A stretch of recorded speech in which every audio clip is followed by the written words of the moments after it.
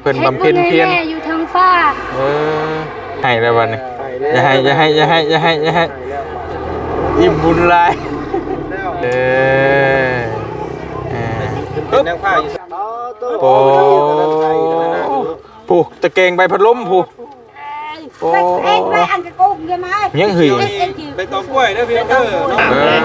หาบครับขึ้นเพื่อนตายเนาะเฮ้ยเพิ่นภาคมายินดีน้ำเจ้าขึ้นเฮือนใหม่เด้อเอาทางพ่อเพิ่นมาหน่อยนึงอันอารมณ์ดีหั่นแล้วเพิ่นมาบ่ได้มื้ออื่นเพิ่นก็เลยว่าภาคซองมาแทน400,000อันนี้ของน้องชาวเพิ่นของน้องชาวเพิ่นผู้ตำส้มตำหั่น200,000แล้วก็ของ200,000ขอบคุณเด้อทางป้าลมดีขอให้สุขภาพร่างกายแข็งแรงเด้อพัฒนาสิ่งใดก็ขอให้ได้สิ่งนั้นเด้อขอให้ลำรวยแม่เจ๊ตุล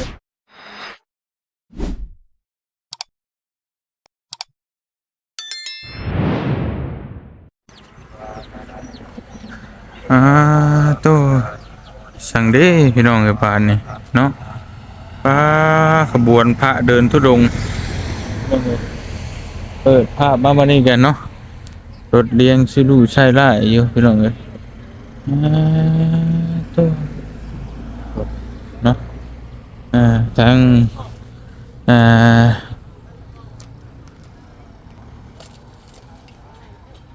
พระอาจารย์เพิ่นเนาะพี่น้องเนาะที่โต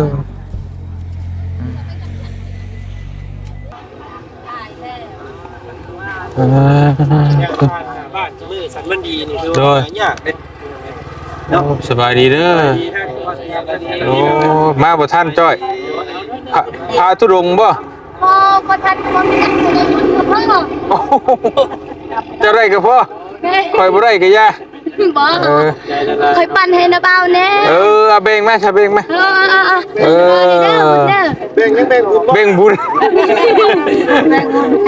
ใครอยากเฮ็ดบุญใครอยากเฮ็ดให้ใช่นะมาบ่ทันจำเพิ่นเดินทางบ่ใช่ดุงน่ะสบายดีเด้อจุดหมายปลายทางอยู่เมืองสองคนอยู่เขตสารวัตรแมนใช่ผมแมนเมืองสองคนเข่งที่ชลวันชวันนะเขตสารวัตรบ่สองคนปากช่องไงปากช่อง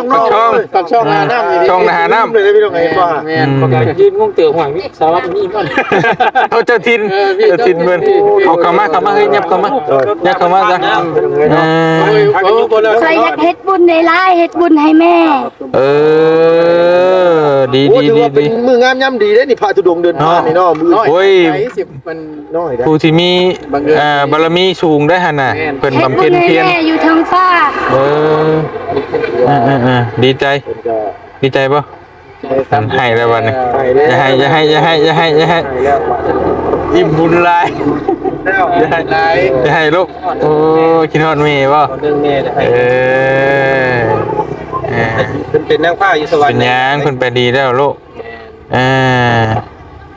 เฮาก็เติบใหญ่เฮาก็เป็นคนฮู้ผู้ดีอย่าใ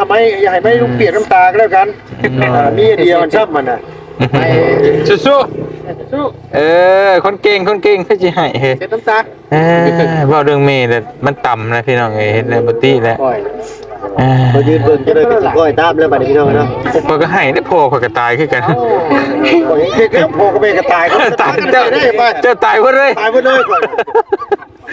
ไปมาเลยยังไข้ลุงใหญ่แล้วไปยังแม่นยังนึกล่ะบ่ใหญ่แล้วถ้าข่อยสิเฒ่าบ่แล้วลูกล่ะจะว่าบ่ใหญ่เถอะไปเบิ่งขึ้นไปเบิ่งไปเตรียมอีหยังได้หามขึ้นได้เฉยนี่มามาหามขึ้นเลยนี่ถ่ายยังเจ้าฮะมาเจอนะไปยังกันกล้วยบ่ไปแม่นฮะไปดิปุ๊บเฮ้ยอะไรดูล่ะมาพี่โอ้โหเด็กดีเห็นเลยนะเขาป่านี่ไปแมวมันง่ายกับเฮ็ดพูดพี่เป็นกลางโต๊ะกลางเต็นท์อยู่พี่เบิ่งเลยมันยกไว้มาช่วยกันเฮ้ย เอาน้ำในเด้อกินน้ำกินในก่อน กินน้ำโอ้เอาเสียงมาช่วยเพิ่นสิดอก ปีบริคือเขาเลยที่มีแนวนกนะ มีนรกเลยบ่น่ะ จากการ เพราะว่าเขาเป็นมัดไว้คือลืมเมื่อได้เราไปหามันเนาะลุ่มผัดผัดเลย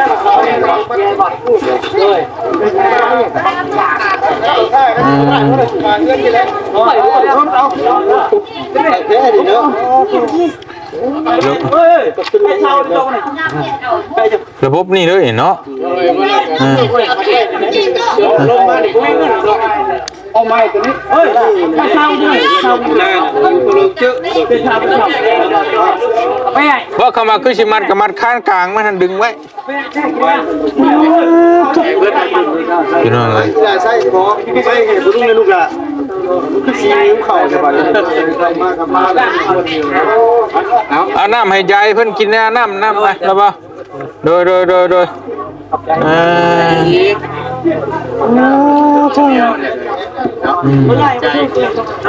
พี่น้องนี่กับป้ากลุกกลัวอยู่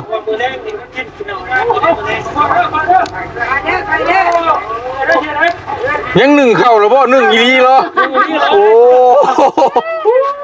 หนึ่งไว้บื้นผัวนี่นะเอากินไปแล้วนั่นนี่คนอยู่ไปคืนแล้วแรงเฮ็ดบิชี่เลยเนาะเนาะเอาเลย กินมื้อนั่นแหละ โอ้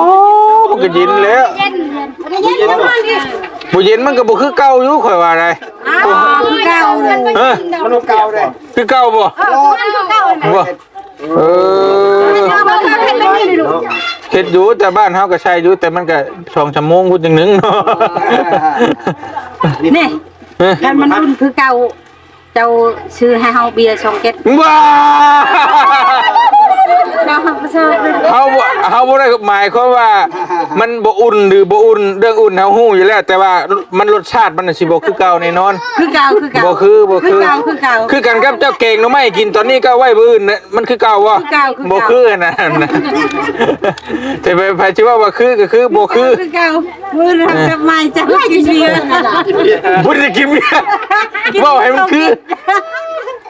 โอ้ยอย่ากินเบียร์เอาเหล้าขาวไปยังบ่ กินเบียร์มันแซ่บบ่เบียร์น่ะ แซ่บ โอ้ยตายแล้วนี่กินเหล้าขาวเนาะ บ่อยาก โอ้ย กินเฮาก็กินน้ำกัน บ่เฮาบ่กินเหล้ากินเบียร์ เอาปลาอยู่น้อง ไข่ปลาน่ะ อยู่น้อง หนึ่งไว้ตั้งแต่เดี๋ยวนี้เลยโคตรโปปิดไว้ สกอตติดไว้โอ้เทคนิคของเพิ่นฮักเอ้นี่โยนบัวลงไปเพิ่นเอาสกอตติดไว้เด้อเฮ้ยเอาสกอตดำติดไว้เออโอ้คักนี่นี่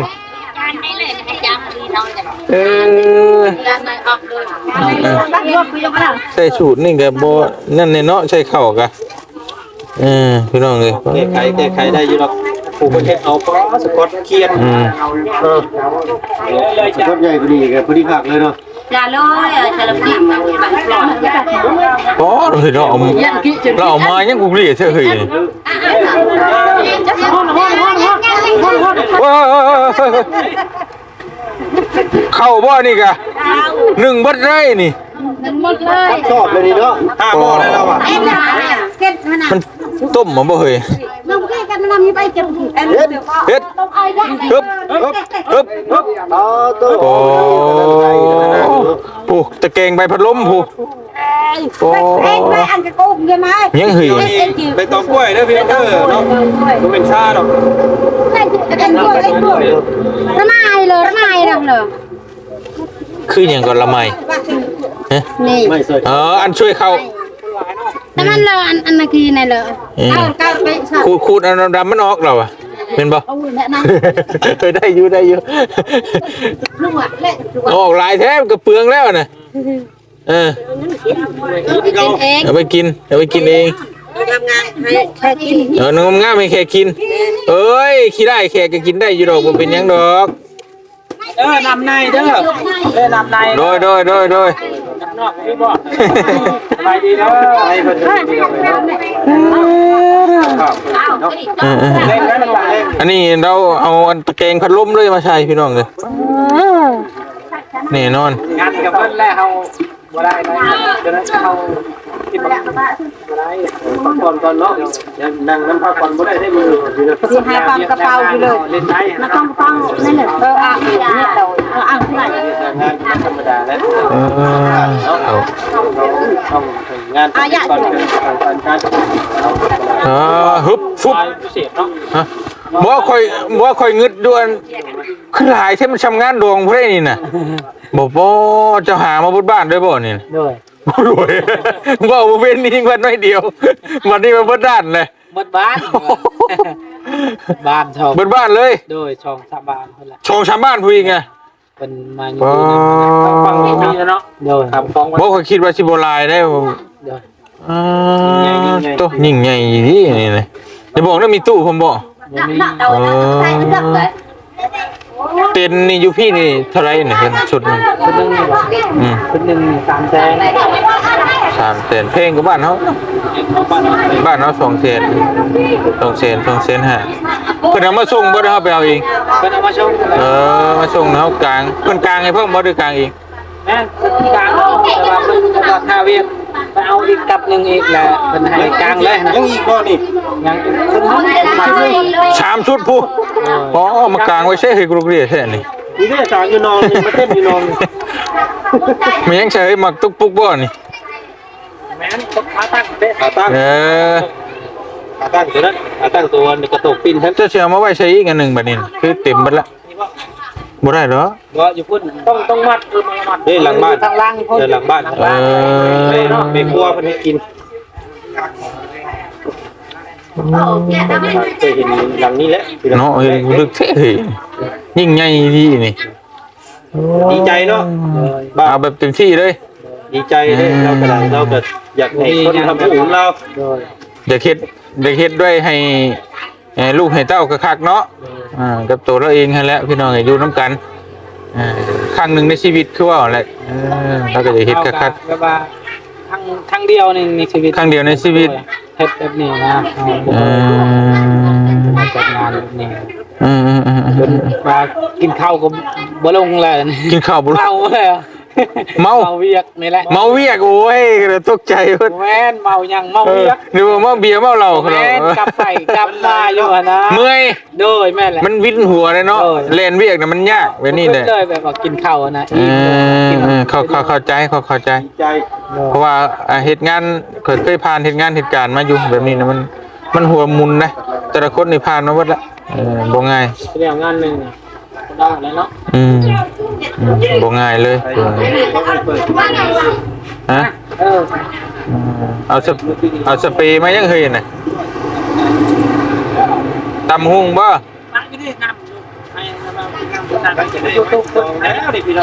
ไปอยากกินซีมือบ่เตียกตำบักหุ่งบ่ได้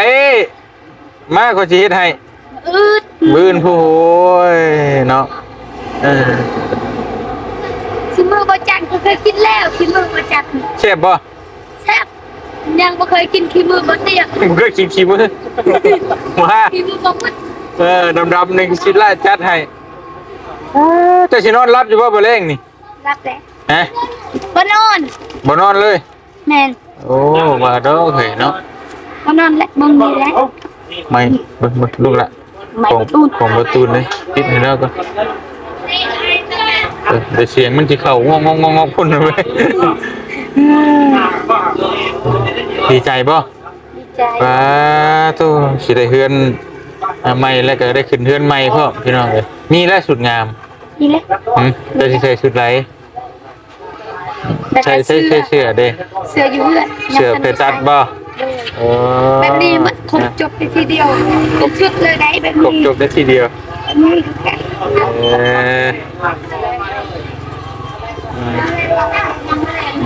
ตอนแรกเลยใช่ไหมเป็นไงอันนั้นขึ้นไปนั่งก่อนก็ได้บุกละสบายดีก่อนนั่งเลย นางยังก่อนนะ ไว ฮะ นางไว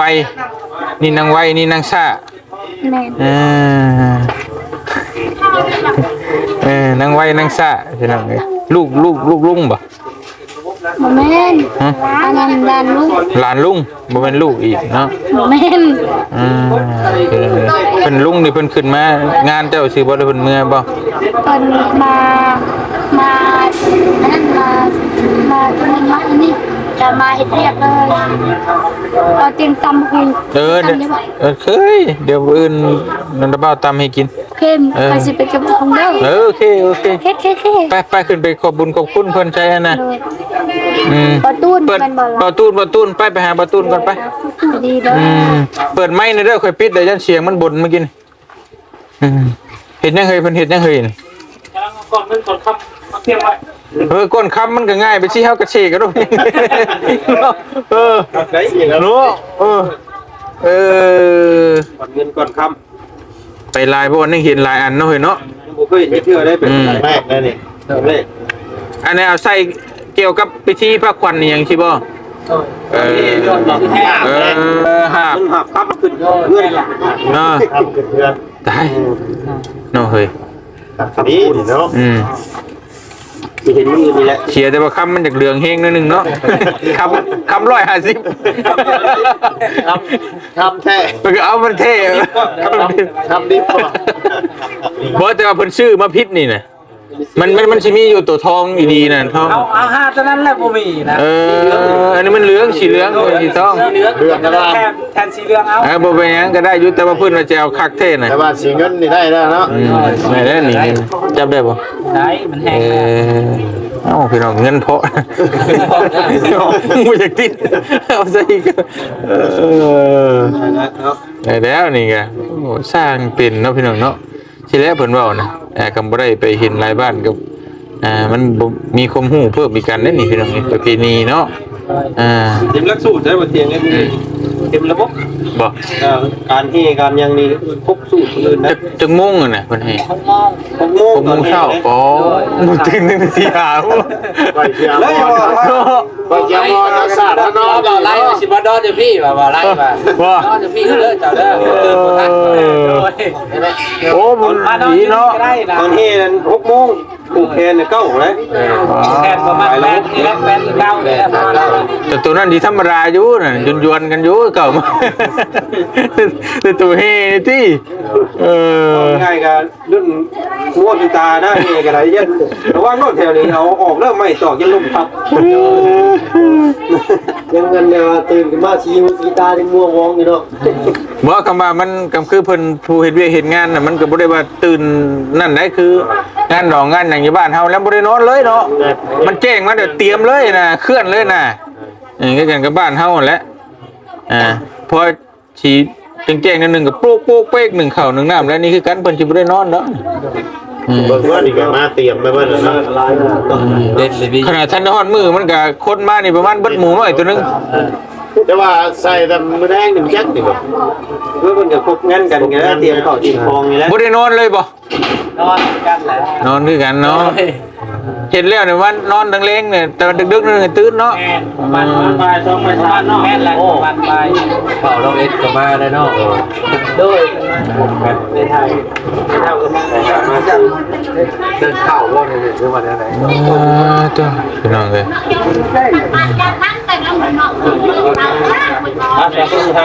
ที่กันก็กินผมก็ดีคือ เดี๋ยวแป๊บนึงพี่น้องเอ๋ยบ่เตียงก็สิเดี๋ยวเอาซ่องให้ทางน้องไส้ก่อนทางแม่ป้าร่มดีเพิ่นฝากมาให้นะพี่น้องเนาะกำลังเตรียมเครื่องเตรียมของอยู่ ไปที่เด้อเด้อเนาะเอาทีมข้าวทีมฟองซา ฮะ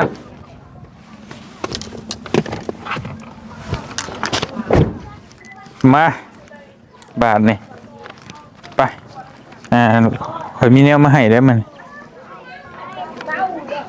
เห็นแล้วเงินอยู่นะ สิใส่เงินเท่าไหร่ บ่ฮู้ว่าเงินเท่าใด โอ้โห บ่ฮู้ว่ามีเงิน แต่สิได้นอนอยู่บ่มื้อนี้แต่สินอนหลับอยู่บ่ เยี่ยวกัน บ่หลับเด้อพี่น้องเอ้ยไหลลวดไหลล่วงก็เป็นรุ่นแอมเพราะแอมก็บ่มีฟิวแล้วมันขาดหมดเลยไหลเลยพี่น้องเอ้ยมาบัดนี้อันนี้แหละแจ้งอยู่บ่ภาพเสียงพี่น้องนี่เนาะดับเบิลอันนี้ซองน่ะทางแม่ป้าอารมณ์ดีเฮาบ่แม่นเพิ่นมีก็ต้องมีซื้ออยู่นี่เอ้าเพิ่นบ่ได้เขียนบ่เขียนก็บ่แม่นคือเขียนใช่อะไรเขียนใช่ลูกล่ะเลยเขียนใช่ก็ได้เลยมีข้าวได้กินแต่ข้าวเอาไปใช้ล่ะสองแม่ป้าไปเขากินบ่ได้สองป้าจักได้เพิ่นลุงกินข้าวบ่ลุงกินข้าวย่อข้าวย่อน้ำแล้วปุ๊บแล้วอันนี้อย่าได้ลุงอย่าไปใส่เอาอย่าเพิ่นดอกนะอันนี้ของเอ้ยอารมณ์ดีกับน้องสาวเพิ่นเลยเพิ่นผากมายินดีน้ำเจ้าขึ้นเฮือนใหม่เด้อเอาทางพ่อเพิ่นมาหน่อยนึงอันเอ้ยอารมณ์ดีให้แล้วเพิ่นมาบ่ได้บื้นเพิ่นก็เลยว่าผากซองมาแทน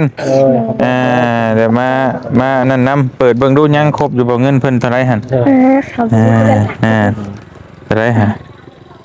ลาย400,000อันนี้ของน้องสาวเพิ่น400,000ของน้องสาวเพิ่นผู้ตำส้มตำหั่น200,000แล้วก็ของเอ้ย200,000เป็น400,000เนาะฝากขอบใจเพื่อนแม่ป้าลมดีในเรื่องหล่ะเด้อขอบคุณเด้อทางแม่ป้าลมดีขอให้สุขภาพร่างกายแข็งแรงเด้อพัฒนาสิ่งใดก็ขอให้ได้สิ่งนั้นเด้อขอให้ลำรวยแม่เจ๊ธุรกิจการงานได้ก็ขอให้ประสบความสำเร็จในหน้าที่การงานและการเงินเด้อสาธุว่าแม่เจ๊ธุรกิจการงานได้เพิ่นเฮ็ดธุรกิจการงานขายเฟอร์ขายลาบให้รับค่ะเด้อโอเคขอบคุณเด้อเอื้อยใหญ่ใจดีเอาไว้เอ้ยปลาลมดีเอื้อยแหละเฮานั่นเอื้อยลมดีขอให้สุขภาพแข็งแรงเด้อหมดครอบครัวขอให้อยู่ดีมีแห้งความเจ็บอย่าได้ความไข้อย่ามีเด้อที่มาอันขึ้นเฮือนใหม่บ่ได้กับพักเงินแต่ขอให้เปิดห้านก็ขอให้ลำรวยๆขอให้ลูกค้ารายๆเข้ามาเด้อสาธุขอบคุณทั้งสองทานนั่นแหละโอ้ยขอบคุณแล้วก็หมดอันซีละซีเอื้อยละ2เอ้ยน้องเพิ่นแม่นเลยขอบใจละลายเด้อเนาะเพิ่นก็ฝากมาร่วมยินดีนำเพิ่นมาบ่ได้ก็คือฮู้แหละเพิ่นเปิดห้านทุกมื้อเนาะเพิ่นยินดีนำอีหล่าเด้อว่าซั่นเดี๋ยวว่างๆก็จังไปขอบใจเพิ่นฮอนทางนะจังไปกินกินมีน้ำลาวคือเก่า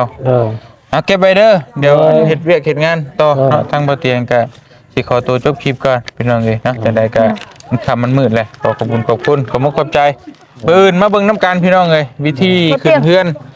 น้องไส้นี่เป็นจังได๋พี่น้องเอ้ยเนาะว่ามันสิเพิ่นจัดแบบใดบ่เคยเห็นจักเทื่อบ่เตียงก็เดี๋ยวมาเบิ่งน้ำกันพี่น้องเนาะสำหรับคลิปนี้บ่เตียงจบคลิปเพียงเท่านี้ก่อนเนาะจะมีหยังที่ว่ามากินบ่เตียงต้องมา 6:00 นเด้อเฮาแห่ 6:00 นไปปลุกเด้อว่าเด้ออยู่เวียงไสบ้านพักเวียงไสขอรถตั้งเอาฟาร์มตึ้มมา 6:00 นเนาะบ่เลยเห็นบ่ได้มันบ่พี่น้องต้องพยายามนะเพราะว่าตะเว้นออกนะเฮาต้องแห่คันนาบาวผ่านโอกาสนี้ถือว่าได้บ่ได้ยายบ่ได้คลิปสิพยายามชื่อจะว่าเพชรข่อยบ่เห็นน่ะก็โทรรถนาบาวบ่ได้เปิดเน็ตข่อยคิดเปิดดอกข่อยจะเปิดไว้มาเด้อมาโทรไปรถข่อยสิเปิดเสียงไว้เดี๋ยวมาเบิ่งน้ำกันพี่น้องเอ้ยเพราะว่าบ่เตียงเนาะข่อยนอนดึกตื่นสวยในแต่ชิวหนาวบืนชิวมาได้อยู่ดอกเด้อนาบาวประตูเปิดลำโพงแล้วเด้อลำโพงใหญ่ๆข่อยสิตัวจึงได้ยินนอนอยู่นี่ชาเป็นยังชาเฮยบ่เมื่อชาเป็นยังได้เป็นยังเนาะเป็นยังใครเนี้ยมันจังบ่ยากไปปุ๊บไปเดี๋ยวจังว่ากันเนาะโดยสบายดีเด้อสบายดีพี่น้องเอ้ยบ๊ายบายบื้นเจอกันเดี๋ยวมาเบิ่งน้ำกันนะพี่น้องเนาะ ขึ้นบ้านน้องไซ 6 บ่ โม สิ ง เป็นได้ใด แห่พี่น้อง